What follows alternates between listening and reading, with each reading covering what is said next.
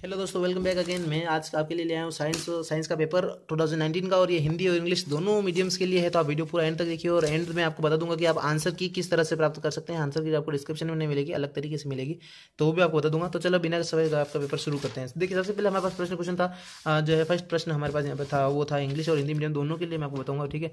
तो which tips are use in tearing and chopping the food, कौन से 10 भोजन को चीरने फाड़ने का कार्य करते हैं। तो इसका आंसर होगा कतरनक यानी कैनीज। मैं आपको आंसर अभी बोल बोल के बताऊंगा, फिर आपको जो है वीडियो के एंड में बता दूंगा किस तरह से जो है आप अपनी आंसर की आप ले सकते हो, ठीक है। इसका फर्स्ट का आंसर होगा कृतनक यानी कैनिस, कृतनक, और CANNIES कैनिस, ठीक है। सेकंड प्रश्न है हमारे पास यहाँ पर, देखिए, who classified the blood group into different groups, ठीक है। मतलब अपने रक्त का विभिन्न समूह में वर्गीकरण किसके द्वारा किया गया, ठीक है। तो इसका आंसर होगा अपने कार्ल लैंडस्टीनर यानी, ठीक है, कार्ल लैंडस्टीनर, KARLLANDSTEINER, ठीक है, कार्ल लैंडस्टीनर। बिल्कुल आपको आंसर की में इसके आंसर मिल जाएंगे।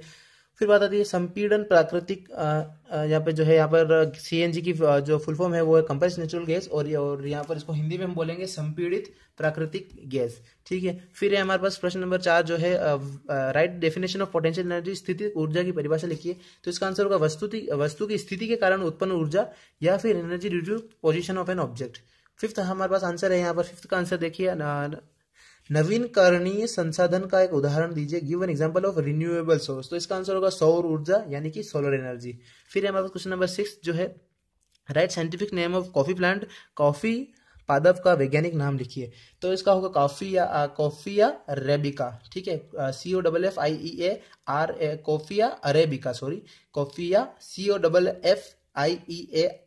COFFIEA कॉफिया अरेबिका, ठीक है। फिर सेवंथ है, आपको वो सेल्फ करना पड़ेगा। सेवंथ की जो है डेफिनेशन है सबने अलग अलग लिखी है ऑब्वियसली, ठीक है। सेवंथ के बाद हमारे पास यहाँ पर है, which element take part in formation of haemoglobin is blood. तो इसका आंसर होगा रेड ब्लड सेल्स यानी कि RBC। फिर हमारे पास which antibody participates in allergic reactions. तो इसका आंसर होगा which antibody allergy participates in allergic reaction. तो इसका होगा ग्लोबुलिक ई यानी कि IgE। इसका भी आंसर आपको अच्छे से स्पेलिंग वाइज आपको मिल जाएगा। आंसर की कैसे फाइंड करनी है मैं आपको वीडियो के एंड में बताऊंगा। फिर बात आती है अपने यहाँ पर जो है क्वेश्चन नंबर 10 की। जो क्वेश्चन नंबर 10 आपको सेल्फ करना होगा, क्योंकि उसके भी अलग अलग आंसर अभी ने लिखे हैं। उसके बाद क्वेश्चन नंबर 11। क्वेश्चन नंबर 11 में देखिए, ग्राफ इस तरह से बनेगा, मैं आपको बताता हूँ, रफ कॉपी है ये, ओके। तो इस तरह से जो आपका VI है, और इधर है आपका ये स्ट्रेट लाइन बनती है ग्राफ में, ठीक है। फिर है आपके पास question number 12, what is the name of natural satellite of, इसका मून है। तो बहुत बड़ा सिंपल क्वेश्चन था, ठीक है। और ये फॉर्म कैसे हुआ, मतलब किस तरह से इसका जो है उत्पत्ति हुई, तो उत्पत्ति हुई होगी, इसका हमने बनाया है कि वो सूर्य से निकला है। फिर हमारे पास mention is importance for earth, इसकी क्या महत्वपूर्णता है। तो महत्वपूर्णता ये है कि एक तो ये पढ़ाई के लिए यानी कि स्टडी के लिए होता है, और एक रात को उजाला देता है, लाइट ड्यूरिंग नाइट। इसके अलग अलग एग्जांपल आप लिख सकते हो, ठीक है। इसका आपके सेल के ऊपर डिपेंड है। फिर है हमारे पास क्वेश्चन नंबर 13 में क्या है, देखिए, जीवाश्म निर्माण की प्रक्रिया बताइए। तो जीवाश्म की आयु की गणना किस विधि से की जाती है, ठीक है। या फिर explain the process of fossil formation by which method the age of fossil can be determined, ठीक है। तो इसका जो आंसर है वो मैं आपको जो है, फॉसिल जो है हमारे पास डेड बॉडी से बनती है, ये इसका आंसर, मतलब फॉसिल जो है मरे हुए पेड़ पौधों से बनाई जाती है, ठीक है। इसकी भी आंसर आपको आंसर की में मिल जाएंगे। फिर है हमारे पास यहाँ पर जो है, हमारे पास क्वेश्चन नंबर 14 है। क्वेश्चन नंबर 14 में आपके लिए पढ़ लेता हूँ कि प्रथम अंतरिक्ष यात्री का नाम बताइए, और ये वाक्य क्वेश्चन है पूरा, इसके भी आंसर आपको मिल जाएंगे। उसमें आंसर की में आप आंसर की कैसे लिखना है आप डिस्क्रिप्शन जाकर देखिए, डिस्क्रिप्शन में नहीं है, मैं आपको वीडियो के एंड में बताऊंगा आंसर की, ठीक है। तो एलन शेफर्ड जो है हमारे पास, गूगल पर भी आप ढूंढ सकते हैं, एलन शेफर्ड जो है हमारे पास फर्स्ट अंतरिक्ष यात्री थे, ठीक है। और हमारे पास क्वेश्चन नंबर 15 आता है यहाँ पर, राजमार्गों पर तेज प्रकाश पुंज का प्रयोग क्यों करना चाहिए, why high beams of light should be used on highways. इसका आंसर होगा फॉर बेटर विजिबिलिटी, यानी हमको अच्छे से दिखाई दे इसलिए। फिर है क्वेश्चन नंबर 15, सुरक्षित ड्राइविंग के लिए वाहनों के हेडलाइट तथा पीछे का दृश्य देखने के लिए किस प्रकार के दर्पणों का प्रयोग किया जाता है। तो इसमें आंसर आएगा कॉन्वेक्स मिरर, दोनों हिंदी इंग्लिश दोनों के लिए कॉन्वेक्स ही आएगा, ठीक है।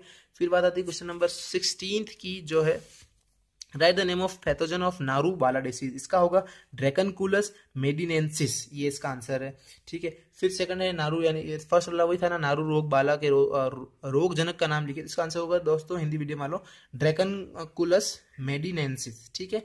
फिर सेकंड है हमारे पास, write the name of 2 alkaloids of found in opium, ठीक है। इसका आंसर है मोरफाइन और भी, ठीक है।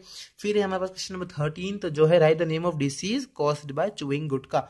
तो इसका होगा lung and heart disease and cancer, या फिर अब लंग एंड हार्ट डिसीज लिखा है तो भी सही है, और साथ में कैंसर लिखा है तो भी सही है। फिर हमारे पास क्वेश्चन नंबर 17, तो चलिए मैं देख लेता हूँ क्वेश्चन नंबर 17। ओके, फिर देखिए हमारे पास यहाँ पर क्वेश्चन नंबर 17 है इस तरह से। फर्स्ट क्वेश्चन हमारे पास दे रखा है कि रासायनिक समीकरण 1 तथा 2 को पहचान कर उनका प्रकार लिखिए, यानी इन दोनों को आपको आइडेंटिफाई करके इनके नेम लिखने हैं, यानी टाइप्स लिखने हैं, ठीक है।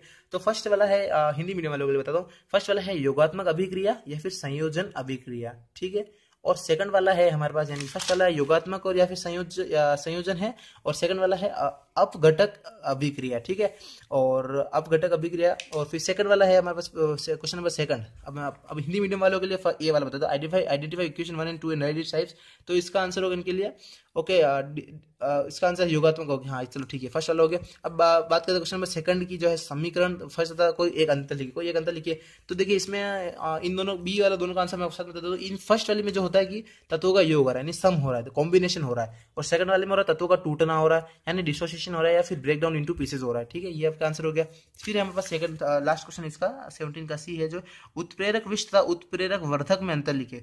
देखिए उत्प्रेरक विष वह होता है जिसमें अभिक्रिया के वेग को कम कर देता है, और वर्धक वह होता है, उत्प्रेरक वर्धक वह होता है जो अपने अभिक्रिया के वेग को बढ़ा देता है। अब बात करते हैं यहाँ पर हमारे पास क्वेश्चन थर्ड, कैटलिक इनहिबिटर क्या होता है, जो होता है decreases the rate of reaction, and catalytic promoter means increase the rate of reaction. बात करते हैं क्वेश्चन नंबर 18 की, आपको सेल्फ करना होगा, क्योंकि फॉरेस्ट कैसे प्रोटेक्ट करते हैं, तो फॉरेस्ट प्रोटेक्ट करते हैं क्योंकि वो बारिश के पानी को बहने नहीं देते। तो ये आपको मन से लिखना था, सबने अलग अलग लिखा है पूरे राजस्थान में हर एक रोल नंबर वाले बच्चे ने, ठीक है। तो right 4 measures adopted for protection of the forest. तो प्रोटेक्शन ऑफ फॉरेस्ट लिखा गया है कि हमें प्रोटेक्शन मतलब फॉरेस्ट रिजर्वेशन बनाए गए अलग अलग, इसके आप आंसर लिख सकते हो, ठीक है।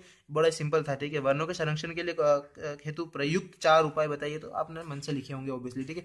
अब बात करते हैं क्वेश्चन नंबर 20 के, क्वेश्चन नंबर फर्स्ट की। तो देखिए सबसे पहले मैं अपना हाथ जो है वो कैमरा पे रख देता हूँ, ओके। अब मैं आपको बताता हूँ मैं आपको यहाँ पर हाथ क्यों रख रहा हूँ। आप सोचो हाथ क्यों रख रहा है, इसका कारण यह है कि यहाँ पर 20 का जो फर्स्ट क्वेश्चन है वो एक सेकंड में आपको बताता हूँ। फर्स्ट क्वेश्चन है क्या, right the name of any manometer use in terylene. तो इसका आंसर मैं आपको बताऊंगा स्क्रीनशॉट में। तो चलिए मैं आपको सामने स्क्रीनशॉट आ गया है, तो आप स्क्रीनशॉट को देख सकते हैं, इसमें इसका आंसर है, ओके। अब बात करते हैं क्वेश्चन नंबर सेकंड की, जो है क्वेश्चन नंबर सेकंड है write the structural formula of marsh gas. Structural formula लिखना मार्स गैस का, तो वो होगा मैं चलो आपको बना के ही बता देता हूँ, वो ठीक रहेगा। स्ट्रक्चरल फॉर्मूला यानी CH4 होता है, राइट। तो हम यहाँ पर CH4 मैं आपको बना के बताता हूँ। CH4 ये होगा CH, यहाँ पर H, यहाँ पर H, और यहाँ पर नीचे भी H, ठीक है। ये हो गया मार्स गैस का फॉर्मूला। अब बात करते हैं क्वेश्चन नंबर थर्ड की, right IUPAC name of CH। इसका IUPAC नेम चलो मैं आपको बता देता हूँ, मैं देख लेता हूँ, यहाँ पर मैंने लिखा हुआ है 4-chloropenT-1-ene। ये आपने लिखा है तो भी सही है, या फिर आपने लिखा है 4-chloro-1-penteene तो भी सही है। अब बात करते हैं हमारे पास क्वेश्चन नंबर 21, ठीक है। Explain what are biomedical wastage. ये भी आपको मन से करना है, ठीक है। ये बायोमेडिकल वेस्टेज क्या होता है, वही वेस्टेज जो अपने हॉस्पिटल्स वगैरह से निकल के आते हैं वह, ठीक है। तो आपको जो है वो उसको मन से करना है। अब सॉरी मैं आपको बता दूं, यहाँ पर मैं 19th क्वेश्चन आपको बताना भूल गया, उसका आंसर होगा संस्कृत, ओके। अब बात करते हैं क्वेश्चन नंबर 21 तक तो हमारा हो गया। अब बात करते हैं क्वेश्चन नंबर 22 की, ठीक है। तो चलिए 22 की तरफ बढ़ते हैं। 22 में देखिए यहाँ पर आपके पास है प्रोटीन। फर्स्ट का आंसर होगा प्रोटीन, मतलब first question which nutrient element is found in evidence of fish. और मछली के किस पोषक तत्व की अधिकता होती है, तो इसका आंसर होगा protein, vitamin A and vitamin D.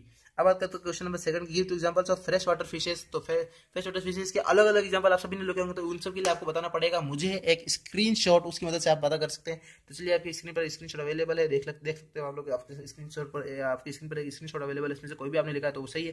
Third वाले का आंसर देखिए आपका, इनका भोजन क्या है, तो इनका आंसर होगा शैवाल, यानी इनका जो फूड है वो शैवाल है, यानी ग्रीन ग्रास जिसको आप बोलते हैं। और फोर्थ वाला जो है मैक्सिमम प्रोडक्शन ऑफ फिशेज कौन पॉन्ड में कैसे करते हैं, तो ये मेथड आपको खुद से ढूंढना होगा, बुक में है, मुझे शायद नहीं मिला इसलिए, और मिल जाएगा तो मैं उस आंसर की मैं आपको बता दूंगा, ठीक है।